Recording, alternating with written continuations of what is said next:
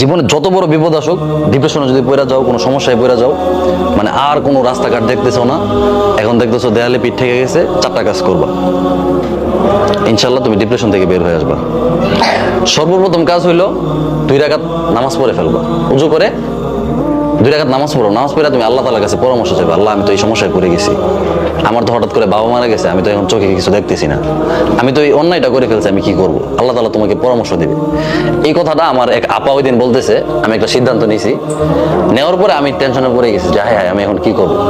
তো আমার আপা আমাকে বলতেছে যে তুমি এক কাজ করো, 2 রাকাত নামাজ পড়ো, নামাজ পড়ে আল্লাহ তাআলার সাথে পরামর্শ করো। আমি চিন্তা করছি আল্লাহ তাআলার সাথে পরামর্শ করবো কিভাবে। 2 রাকাত নামাজ পড়ছি, নামাজ পড়ে আমি আল্লাহকে বলছি যে আল্লাহ আমি তো এমন একটা সিদ্ধান্ত নিছি, কি করব। তখন দেখি আমার মাথায় নানান চিন্তা আসতেছে, বুদ্ধি আসতেছে, পজিটিভ, বুঝছো? ডিপ্রেশনে পড়ে গেলে প্রথম চেষ্টা করবা 2 রাকাত নামাজ পড়া।